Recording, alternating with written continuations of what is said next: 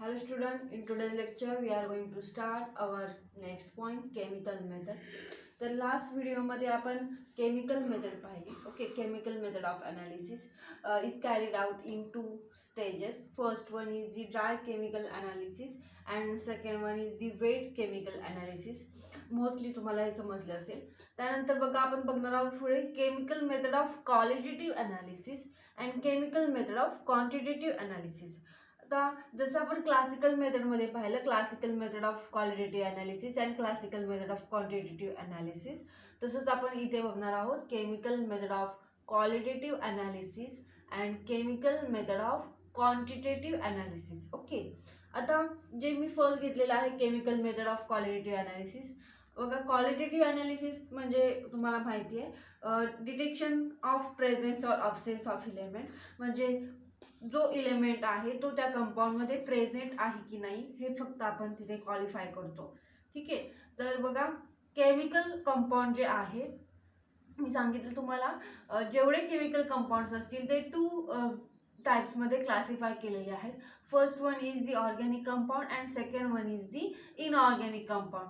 So आपला next इथे मी type म्हणजे हे जे क्लासिफिकेशन केलेलं आहे chemical method of qualitative analysis, ते 2 टाइपमध्ये त्याचं क्लासिफिकेशन केलेलं आहे.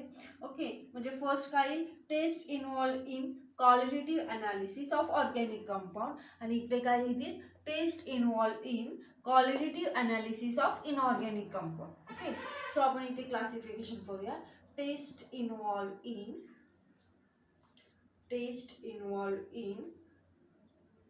क्वालिटेटिव्ह अनालिसिस ऑफ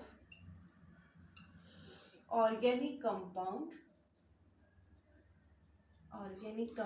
आणि इकडे काय येईल test involve in qualitative analysis of inorganic compound. Inorganic मी शॉर्ट फॉर्म मध्ये लिहिते. आता इथे तुम्ही तसं लिहायचं नाहीये, तुम्ही कम्प्लीट वर्ड लिहायचं आहे. ओके, आता बघा जे केमिकल कंपाऊंड्स आहेत ते 2 टाइपमध्ये क्लासिफाय केलेले आहेत. First one organic compound and second inorganic compound. हे मी तुम्हाला आधीच सांगितलं होतं. ओके, सो केमिकल मेथडचं आपण पुन्हा कसं क्लासिफिकेशन करणार आहोत बघा. Test involve in qualitative analysis of organic compound, म्हणजे जे ऑर्गॅनिक कंपाऊंड आहेत त्याच्यासाठी काही सेपरेट टेस्ट आहेत. ओके, आणि जे इनऑर्गॅनिक कंपाऊंड आहेत त्याच्यासाठी काही सेपरेट टेस्ट आहेत, म्हणजे इलेमेंट डिटेक्ट करण्यासाठी. आता इथे जी फर्स्ट टेस्ट आहे ती आपण बघणार आहोत. इट इन्व्हॉल्व डिटेक्शन ऑफ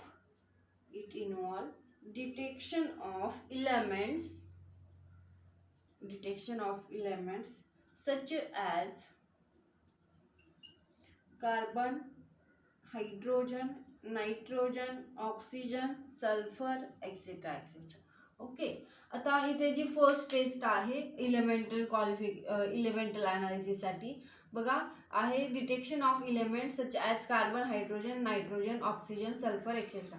म्हणजे ऑर्गॅनिक कंपाऊंडमध्ये जो मेन इलेमेंट आहे तो आपला कार्बन, हायड्रोजन आहे. ओके, त्याच्याबरोबरच हे दुसरे अदर इलेमेंट्स ही असतील कंपाऊंडमध्ये. ओके, हे माहिती आहे तुम्हाला. सो आपण ते डिटेक्ट कसे करायचे, म्हणजे एखाद्या ऑर्गॅनिक कंपाऊंडमध्ये कोणता ग्रुप किंवा इलेमेंट प्रेझेंट आहे. ओके, तो कसा चेक करायचा तर त्याच्यासाठी इथे टेस्ट आहे. Okay, it involve detection of element such as carbon, hydrogen, nitrogen, oxygen and sulphur. Okay, पण हे जे इलेमेंट आहे ते आपण कसे ॲनालिसिस करू शकतो, आपण ह्या इलेमेंटचं कसं ॲनालिसिस करू शकतो तर बघा त्यासाठी स्पेसिफिक टेस्ट आहे. मग मी इथं खाली असं लिहिते specific test is available for particular element, म्हणजे पर्टिक्युलर इलेमेंटसाठी स्पेसिफिक टेस्ट आहे. त्या टेस्टने आपण त्या कंपाऊंड ऑर्गॅनिक कंपाऊंडमध्ये ते इलेमेंट प्रेझेंट आहेत का नाही हे आपण चेक करू शकतो. सो मी इथे खाली लिहिते स्पेसिफिक टेस्ट, कंसात लिहा तुम्ही, specific test is available for particular element. Okay, particular elements म्हणजे बघा स्पेसिफिक टेस्ट आहे पर्टिक्युलर एलिमेंटसाठी. ओके, पण आपण याला काय म्हणणार आहोत, इलेमेंटल ॲनालिसिस असंही म्हटलं तरी चालेल या मेथडला, ह्या ॲनालिसिसच्या मेथडला. म्हणजे आपण इथे इलेमेंट चं ॲनालिसिस करणार आहोत. सो आपण याला काय म्हणूया इथे, elemental analysis. Elemental analysis. Okay, म्हणजे त्या कंपाऊंडमध्ये आपण इलेमेंट प्रेझेंट आहेत का नाही हे आपण चेक करतो ऑर्गॅनिक कंपाऊंडमध्ये. सो त्याला आपण काय म्हणणार, इलेमेंटल ॲनालिसिस. आता इलेमेंटल ॲनालिसिस म्हणजे ऑर्गॅनिक कंपाऊंडमध्ये कार्बन, हायड्रोजन हे मेन इलेमेंट असतात. ओके, त्याबरोबरच नायट्रोजन, ऑक्सिजन, सल्फर ओके हे असतील.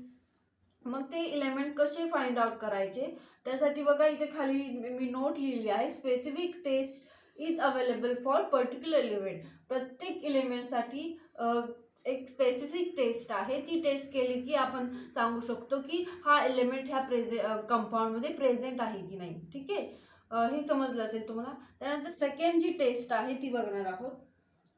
सेकंड जी टेस्ट आहे organic compound. Organic compound contain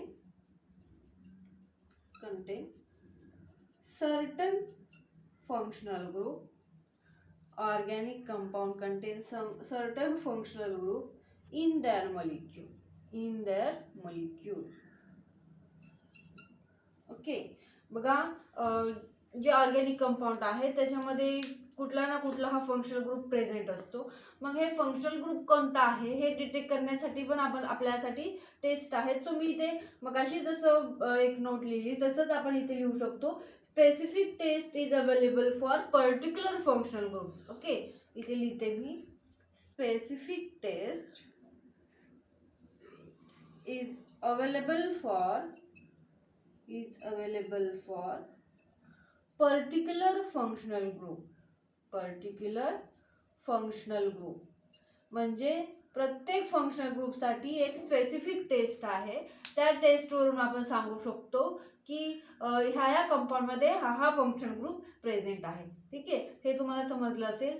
तर test involve in qualitative analysis of organic compound हे आपण बघितलं. पहिल्यांदा आपण इलेमेंटल अनालिसिस करतो, त्यानंतर फंक्शनल ग्रुपची टेस्ट करतो. ओके, म्हणजे organic compound contain certain functional group in their molecule. म्हणजे ऑर्गॅनिक कंपाऊंडमध्ये कुठला ना कुठला हा फंक्शनल ग्रुप प्रेझेंट असतो. त्यासाठी बघा स्पेसिफिक टेस्ट आहेत पर्टिक्युलर फंक्शनल ग्रुपसाठी, ते आपण करतो आणि आपल्याला समजतं की ह्या ऑर्गॅनिक कंपाऊंडमध्ये हा फंक्शनल ग्रुप प्रेझेंट आहे. ठीक आहे, हे तुम्हाला कळालं असेल. आता आपण बघणार आहोत test involve in qualitative analysis of inorganic compound. Okay, मग इनऑर्गॅनिक कंपाऊंडमध्ये आपण कसं क्वालिफाय करतो, तर बघा त्याच्यामध्ये काय असतात, तर केटायन आणि ॲनायन असतात. इनऑर्गॅनिक कंपाऊंडमध्ये काय असतात, आयोनिक बॉन्ड असतात. ओके, सो आपण इथे मी लिहिते, it involves the detection of cations and anions. Detection of cations and anions present in molecule. Okay, म्हणजे मॉलिक्यूलमध्ये कॅटायन आणि अनायन प्रेझेंट असतो. ओके, त्यावरून आपण डिटेक्ट करतो की कोणतं कंपाऊंड आहे ते. ठीक आहे, हे तुम्हाला समजलं असेल. ते पुढे कळेल तुम्हाला, म्हणजे आपलं जर प्रॅक्टिकल सुरू असतं तर तुम्हाला डिटेलमध्ये समजलं असतं मी काय सांगते ते. ठीक आहे, तर आता आपण पुढे बघणार आहोत chemical method of quantitative analysis. आपण क्वालिटेटिव्ह अनालिसिस पाहिलं. क्वालिटेटिव्ह अनालिसिस म्हणजे काय, तर detection of particular element present or absent. Okay, म्हणजे एलिमेंट प्रेझेंट आहे की नाही हे आपण क्वालिफाय करतो. म्हणजे त्याच्यामध्ये दोन टाईपमध्ये आपण त्याचं क्लासिफिकेशन केलं. First one is the test involve in qualitative analysis of organic compound and test involve in quantitative analysis of inorganic compound. ठीक आहे, तसंच आपण बघणार आहोत chemical method of quantitative analysis. त्याच्यामध्ये पुन्हा test involve in quantitative analysis of organic compound and test involve in quantitative analysis of inorganic compound. आपण बघूया इथे. बघा मी इथेच हे करते, test chemical method of quantitative chemical method of quantitative analysis. Okay, इथे पण काय येईल, test involve in quantitative analysis of organic compound and test involved in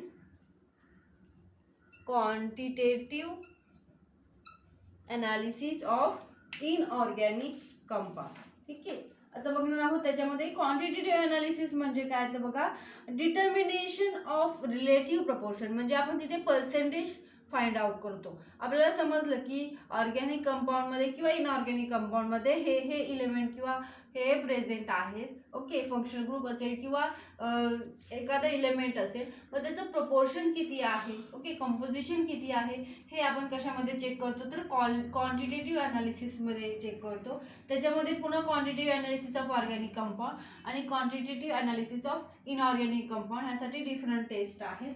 त्याच्यामध्ये आपण ऑर्गॅनिक कंपाऊंडसाठी फर्स्ट टेस्ट बघणार आहोत, determination of percentage of elements present in the given compound. Okay, म्हणजे आपण काय डिटरमाइन करतो की ह्या एलिमेंट मध्ये हा एलिमेंट जो प्रेझेंट आहे, ओके, तर तो किती पर्सेंटेज आहे त्याचं. ओके, म्हणजे determination of percentage of element present in the given compound म्हणजे काय तर बघा, सपोज हा एलिमेंट प्रेझेंट आहे ह्या कंपाऊंडमध्ये, तर त्याचं पर्सेंटेज किती हे आपण तिथे त्याचं डिटेक्शन करतो, त्याचं क्वांटिटेटिव्ह अनालिसिस करतो. त्यानंतर बघा सेकंड जे आहे, आता हे मी रफ करते, determination of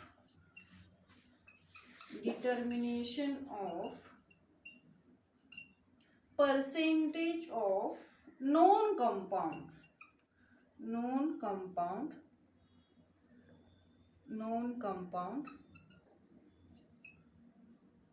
in the given sample.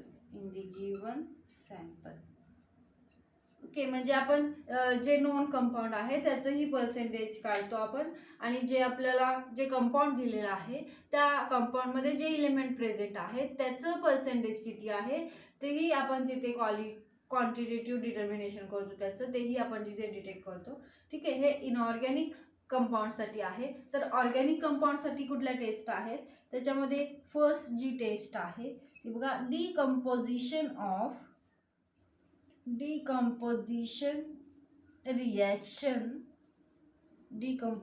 Reaction.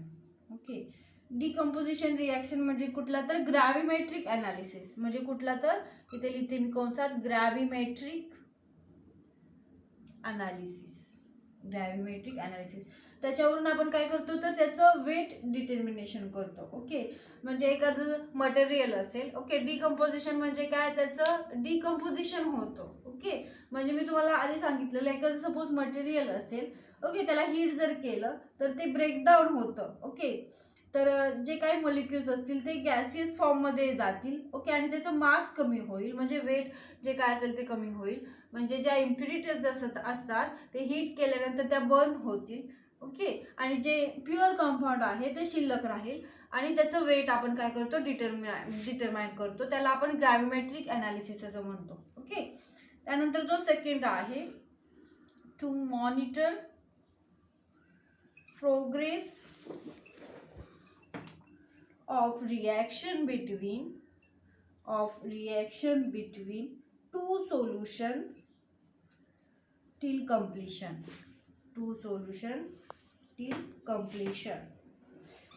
Okay, याला आपण काय म्हणणार आहोत, व्हॉल्यूमेट्रिक अनालिसिस. ओके, म्हणजे जे सोल्युशन दिले आहे त्याचा व्हॉल्यूम किती आहे हे आपण डिटरमाइन करतो ह्या व्हॉल्यूमेट्रिक अनालिसिसने. ओके, तर हे आपण बघितलं quantitative analysis of organic compound and test involving inorganic compound. ठीक आहे, तर इथे आपण थांबूयात. नेक्स्ट व्हिडिओमध्ये आपण सायंटिफिक नोटेशन बघणार.